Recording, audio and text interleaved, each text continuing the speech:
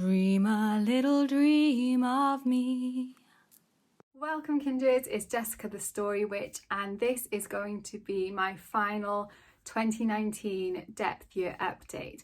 I also want to talk a little bit about goal setting as part of this video. I hope that it is all going to kind of coalesce into a useful and coherent ramble.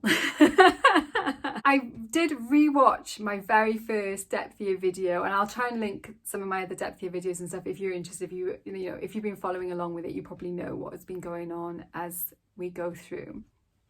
But I did watch my original depth year video because I wanted to see what my thoughts were at the start of depth year before I'd started it compared to where they are now. And I've written down a few of the things that I said that I was going to do in my depth year.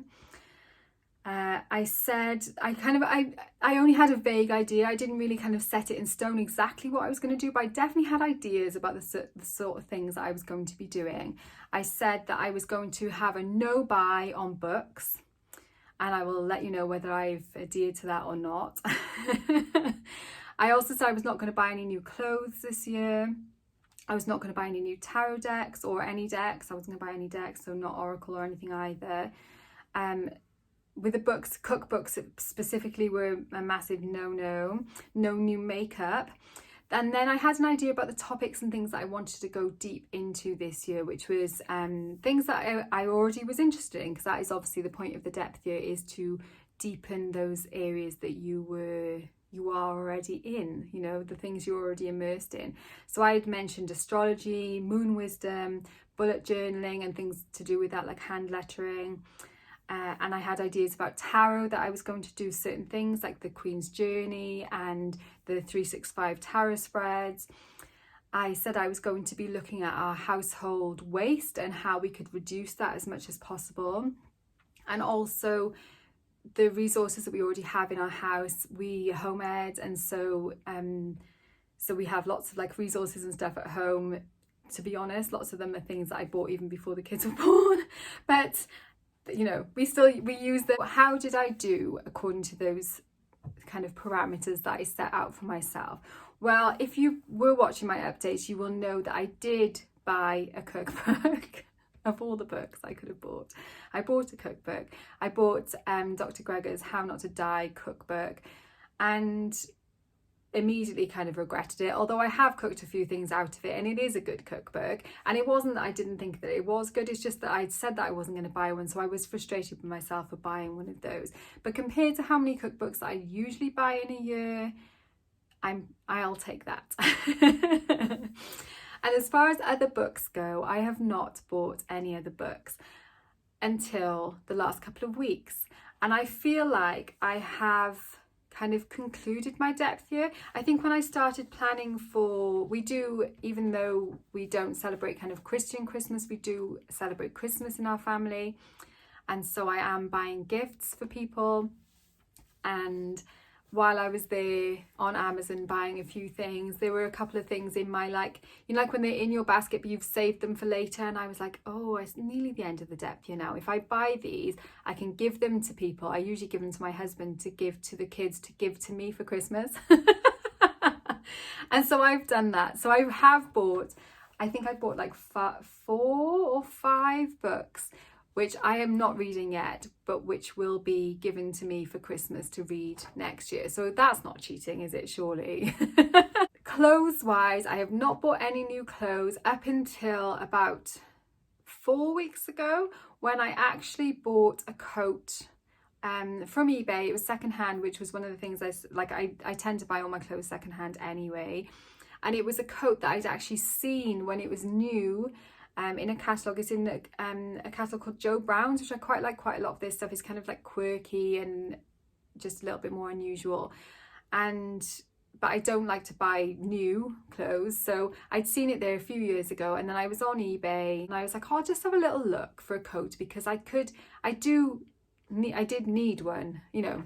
I say need, I've got a coat, but it is looking quite scruffy and like bobbly and scraggy and stuff, so I could do with one, you know. I could see my mum kind of thinking, she needs a new coat. So I did buy this one off eBay. It was a massive bargain and I'm so happy with it. So I'm really not disappointed about that at all. I know I'm going to have this coat for many, many years. So I'm really pleased with that purchase and I don't regret that at all. Decks, in the same time as I bought the How Not to Die book, I bought the Mary L, which I still have not opened, even though that probably is a little bit foolish. I should have opened it and checked that all the cards were there and in okay condition and everything, but I was like, if I open it, I'm just going to want to use it straight away. So I haven't even opened it. It's still in the cellophane and I will be opening that next year, which is not long now. So I did buy a deck, I did buy a book. Like I said, I've got a few books that'll be coming for Christmas, and I have bought a coat, which was one of the things I said I wasn't going to buy, but I don't regret that at all. So that is how I went on my no buy or my low buy. I haven't bought any makeup or anything like that. But like that's probably wasn't the best kind of test really, because I don't buy a lot of that kind of thing anyway. And then it was interesting for me to see the topics that I wanted to go deep into, because that is something that at the start of depth year, I didn't know how depth year was going to affect me. So I didn't know that I didn't need to choose topics. I said that I was going to be doing certain things with the tarot, like the 365 tarot spreads. And I did that for ages. I think all the way until the middle of June, into the solstice easily. I was doing nearly every day one of the tarot spreads out of 365 tarot spreads, and enjoying it, really enjoying it. But then kind of fell off the wagon at the end of June, and then I've done kind of sporadic spreads, and sometimes like some days I'd read the spread that was in there and think, oh, I don't really fancy doing that today, or that's not particularly pertinent to me. And so I've also been like bookmarking spreads on the internet and stuff like that. So this year I've definitely done loads more like other people's spreads than I usually do. So even though I didn't quite work through that in the way I thought I would, I'm quite happy with that. I've definitely it's helped me in my own spread creation, doing these different spreads of different people and stuff as well, which is really cool. I said I was going to do the Queen's Journey. I've literally not opened that book at all. So that is something that I said I was going to do and I didn't. Perhaps I will come to it. I've been feeling like I haven't used tarot that much. I've been using like my card of the month, and like I say, doing kind of the odd spread, but not, I haven't even been doing daily draws now for a few months. So I've kind of, I feel like I almost need to not park it, but like considering I usually use tarot every day, I'm feeling in that like I'm just not reaching for it. I'm reaching actually, which is weird for me, for Oracle more.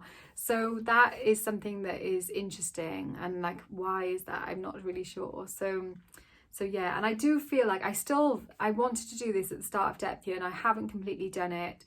It's something that is going to be ongoing, and I'm not going to give myself any time constraints for it, because one of the things that I've definitely learned as far as depth year goes is that giving myself like time deadlines to do stuff it just takes all the fun out of it, and it makes it feel like a chore, and I don't want to live like that. So I am aiming to go through all my tarot decks and clear out ones that I don't use and don't want, and really kind of trim down the decks that I have. Not like physically trim down, although I am going to be doing some of that as well. But there's no rush. Like I don't need to sell on a bunch of decks immediately this moment, so I can just take it as I feel like doing it. And that is one of the major things that I've learned through doing this year, and that is what's fed into my goal setting as well for next year. I enjoy setting goals. I think it is helpful to me, and I think it does give me focus. But what I've learned through depth year is so much more about myself and how I work and how I don't work, that it's really changed how I'm going to approach goal setting going forward. Last year I made a video as part of my bullet journal, kind of like how to set up a bullet journal series. about goal setting, and I think I made like a blog post as well to go with it, with like a Wheel of the Year spread and things like that. And I'm still going to do a spread to inform my 2020, and I'm still going to look at the astrology of 2020 and my personal astrology for 2020 to inform what I'm going to be doing, which is the same as I do every year. But I had been kind of following Leonie Dawson's ideas. I don't buy her planning book anymore because I just kind of fell out of love with that a bit over the last few years. But I was still following the same sort of format, and the way she does it is you have like 100 things to do in the following year, and like some of the things will be really tiny things, some of the things will be fun things, and you just kind of throw everything down you want to do in that year. But what I found was that when I did that, and I would literally fill like a whole spread of my bullet journal with these goals, is that almost as soon as I wrote them down, I didn't want to do them anymore. I'm the kind of person that I don't like having, you have to do this and you have to do this. That just makes me think, no way, I'm not going to do it. And so that kind of goal setting where you write things down and say, I'm going to do this by a certain date. And, you know, Leonie Dawson, that's not her only form of goal setting. She's got like a whole book about doing it, a whole workbook to work through. But that does not work for me. And this might be the most obvious realization in the world. You know, I already knew, obviously, that different people have different goals, obviously. But what I hadn't really thought about is that different people have different ways of achieving those goals, which like seems totally obvious, but I had not thought about it like that, because everything that you see is like the way to achieve a goal is to find your goal, break it into manageable bits, do the manageable bits on a schedule, and then you will get to the end of your goal. So like, say for example, your goal is to write a book, and that is something that I'm working on again at the moment. I have 2 books already, but this one is something a bit different. This is going to be like a non-fiction book, and it's going to be significantly longer. I'm talking more around like kind of 70,000 words, maybe even more than that. It's looking like more than that. But I'm going to try and cut it down to 70,000 words. The idea is, like, say you were going to write a book, then you say, right, I'm going to write a book, I'm going to want to finish it by this deadline, so I'm going to break it down, I'm going to write X amount of words every day or every week, and then by that end of that time I will have written the book, and then I'm going to allow this much time for kind of editing and this sort of thing. But when I do that, I did do that, I was like, yeah, I'm do that, I'm work this out, and I can do this, I can get it finished by this date. I didn't want to do it anymore at all. I was like, no, I don't do it. And I would do anything that I could to wiggle out of doing it. And like, I'm not like that in other areas. Like, if I say to somebody that I'm going to do something, if somebody asks me to do something by a certain date, I always do it. I don't, you know, unless something obviously really catastrophic happened, I make sure I do what I say I'm going to do. And I think that's really important. But it's also important that that I enjoy it. And when it's me setting my own expectations of myself, I definitely I don't want to be like rebelling against myself. It's just like a really stupid, weird situation. And so what I have realized, and Cauldron Month taught me this even more so, Depth Year has taught me this, is that the best way for me to do something is if I say, I don't have to do that. And then I want to do it. So, you know, it probably even more so, like if I said I must not, this, like I did in Cauldron Month, like I will not write any new blog posts, I will not make any videos in Cauldron Month, and I really wanted to. So whereas like when I say, right, I'm going to do this every week, I'm going to do this every month, and then I don't always want to. So, and like I know that's coming from a super privileged place, because I can choose when I want to do this, because like this is not my job. I've got other income, other means of income that I work for, so I don't have to do this. This is something I do because I enjoy it. But I was also adhering to, and like I hear on YouTube, it's like I put out a video every week, and I have done that, at least one video every week, pretty much since I started this channel, which is like, I think it's like 2 years ago almost now, or maybe almost, yeah, it's around this time 2 years ago that I started this channel, which just seems absolutely bonkers. And I've put out at least a video a week, some weeks 2 videos. And I think like maybe I might not exactly every single week, but I think pretty much every single week I've put out a video on this channel. And I've reached that point where I feel like I would be better saying to myself, I don't have to make videos. And then, because obviously like, I don't have to make videos, I want to be in a place where I want to make videos. And then like in Cauldron Month, and then I was like, yeah, I really do. I want to make videos. I want to be writing. And so I've learned that about myself. And I'm sharing this not to be really self-indulgent and be like, oh, listen to how I'm best at setting goals, but because perhaps there are other people out there as well who are trying to work with a goal setting system that doesn't actually work with their own individual way of being in the world and their way of doing things in the world. So if you're watching this and you're thinking, yeah, I've been trying to set myself goals like that and actually it's not working. And instead of, because like I felt like there was something wrong with me, because it's like I set this goal exactly like I'm supposed to and then I don't do the thing. And it's like, why am I not doing the thing? And it's because I've written, you know, I've said I have to do the thing, and then it's like takes all the fun out of it.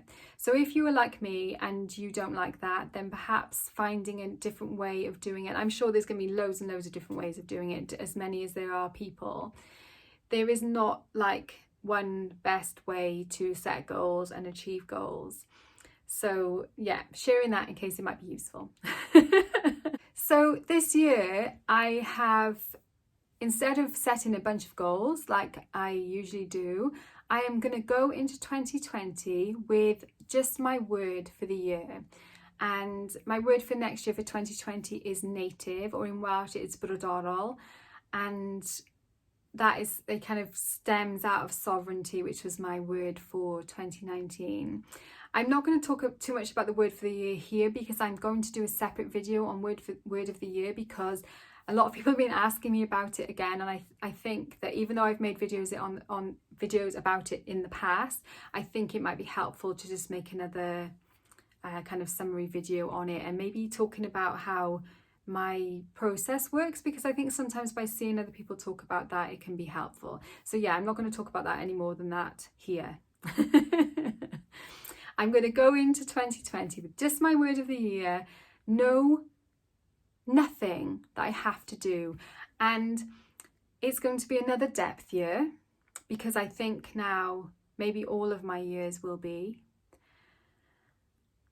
And it's been really interesting for me to see in the Facebook group, the Depth Year Facebook group, I'll try and remember to link that down below as well, that there are lots of people who are planning on doing another depth year next year. Obviously, there are also people who have realised that depth year was not perhaps for them in 2019 and that they didn't actually need it. Jen Storer, the author, shared that she realised that actually she wants a width year. She needed a width year rather than a depth year. And there's like some people like Nina Shuffle Tarot who'd shared that actually it wasn't right for her either. And that is learning, isn't it? And that is something that is really cool and really useful. Anya Esmer as well, she did a really good wrap up of her depth year, and she's also offering resources and stuff for people who are planning depth years now as well. So check out her channel and the resources she's offering. I am going to have another depth year, and it seems really appropriate astrologically as well, because Saturn has been in Capricorn now for like pretty much the whole of 2019, and is going to be there until December of 2020. So it's there for like another whole year, and like that's work. It's work, which depth does feel like work, but like good work. And Jupiter has now moved into Capricorn as well, and is going to be there for the years with Saturn. And Jupiter brings that kind of like results from your work, like good results from your work. And so it feels like this year was the kind of finding out and working hard, but not maybe seeing so much results from it for me. You know, I've seen results in terms of my understanding of self, but I have not seen results in the kind of necessarily manifesting in the outer world kind of way. And I feel like 2020 is going to be much more of a year where that inner work is going to manifest into something more physical, I hope. A book, I hope. So yes, I am planning on doing another depth year in 2020. It's been really interesting seeing people's wrap-ups. Renee, Meadowlark Mystic, did a really good wrap-up, a really cool, interesting one where she was talking about tarot binge behaviour and stuff like that as well. And lots of people in the Facebook group have been sharing that even if they're not planning on doing another depth year in 2020, they feel that their habits have changed just from kind of looking at that. And that's definitely true for me. And also what I've realised, and I feel like this is probably the biggest gift of the depth year altogether, I thought by going deep into one thing, or I planned on going deep into like a few things, but what actually happened was I went really deep into myself and figured out what I like and what makes me tick and how I best work. Those kind of things which you think at 41 years old perhaps I should already know, but I didn't. Or perhaps I knew them once and I'd forgotten, or it's changed. And I thought by focusing on one thing, it was going to give me really deep knowledge of one thing. And yes, that's true. But what I hadn't realised, and which also seems really obvious when you look at it like that, is that by going really deep into one thing, it gives you a really deep understanding of everything. Because like my belief of the universe is that the macrocosm, the whole universe, is present in the tiniest little part, in each tiniest little part of the universe. So by going really deep into one tiny little part, everything, you go deep into it all. And so my understanding of the greater, of the wider of it all is improved because my understanding of the tiniest part is improved. It's almost like kind of like in physics, the tiniest part contains the whole. And that's really exciting, and it's really, and like I say, unsurprising in many ways. If you look at like Hermetic philosophy and stuff, which I kind of adhere to, and just that kind of way of seeing the world.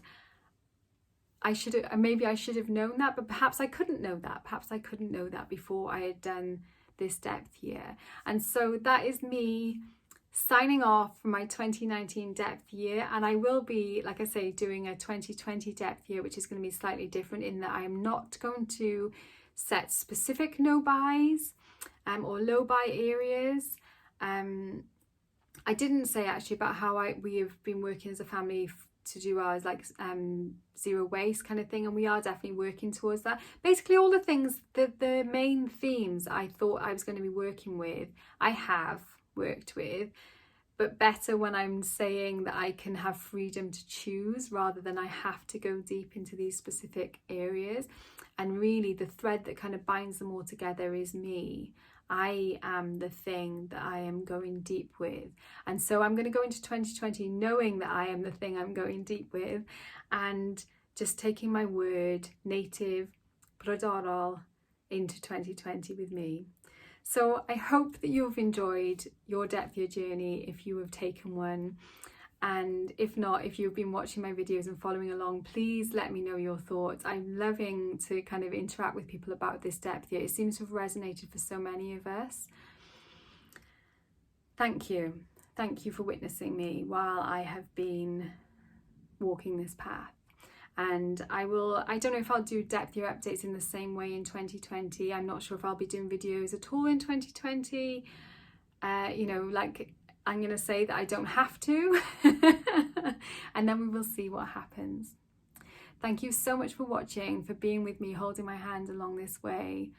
Warmest blessings, and I will see you very soon.